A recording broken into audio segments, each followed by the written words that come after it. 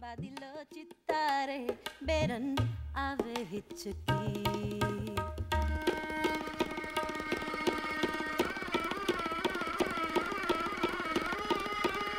It all started when I was really young, just that desire to have an idea and the thrill of being able to see that idea materialize on stage in front of people. I draw these parallels between how I live my life and how I make my work, and it's reflected actually in the history of India, which was and has been, invaded repeatedly invaded, over 2,000 years. And India as a country developed this amazing cultural synthesis. They allowed all of that influence to change them without losing their tradition. And I kind of feel like that's how my practice has been. When I was in 4th grade, I directed a reading or a play of Snow White and the Seven Dwarfs. Instead of a book report, I just decided to do a play. And I mean, looking back, 4th grade is pretty young. But, I had the cahoots to be the casting director, the choreographer, and I cast myself as Snow White, of course.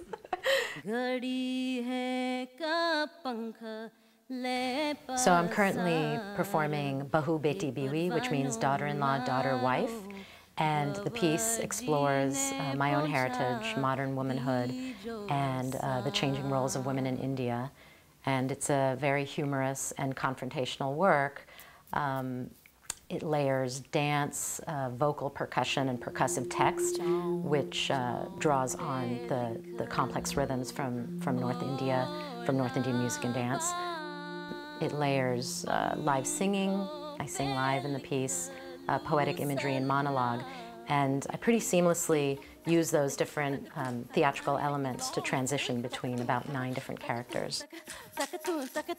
Grind red chilies fine with my new pestle. Throw them in my father-in-law's eyes to blind him. Then I won't have to cover my face I was in graduate school and I had created this little study, just a little portrait that was drawn on from this text of an old woman's folk song.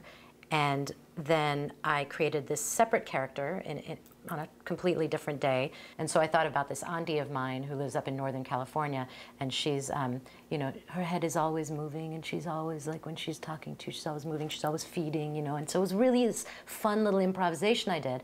And then at the end of the quarter, Vic Marks said, what if you took those 2 separate studies and put them together?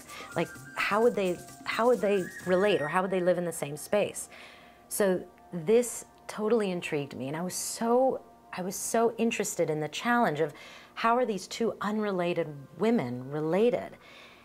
And so I worked on that, I mulled that over and created this transition between these 2 separate characters. And the transition held so much more than either of the characters on their own. And that's how I started making this piece.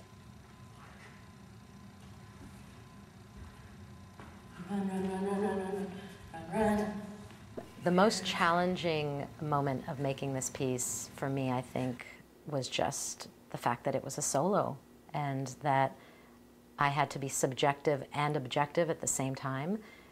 What was really helpful, so the way that I overcame that was through feedback and through having, these great resources that you get in grad school, people who could come and just even tell me what they saw, not say this is good or bad, but just knowing, the impact of what I'm doing and the choices that I'm making, and using video a lot.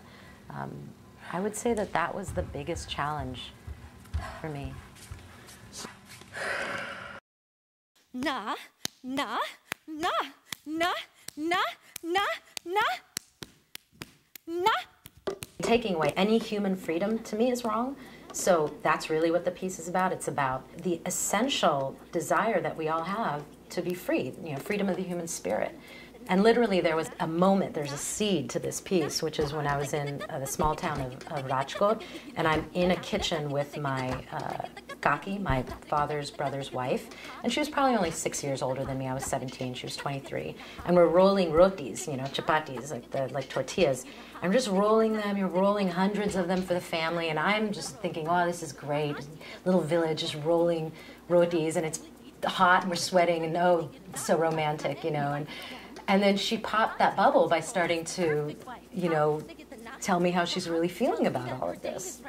And she took my hand and she said, you know, and in her broken English, she said, Sheetal, she really wanted me to understand. You know, she said, I'm like you. I'm young blood.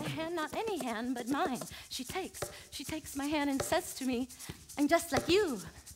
The response from audience members has been just incredible. I mean, it's kind of what every artist hopes for, which is that same experience I had as a young person before I knew that this is what I wanted to do. And I'm going to see a show and I'm overwhelmed after it, and I'm moved to tears. I can't even explain, you know, what I'm feeling. I mean, that's always the thing that I wanted to give back. I mean, that's why I do what I do, is to give others that transformative, inspired experience.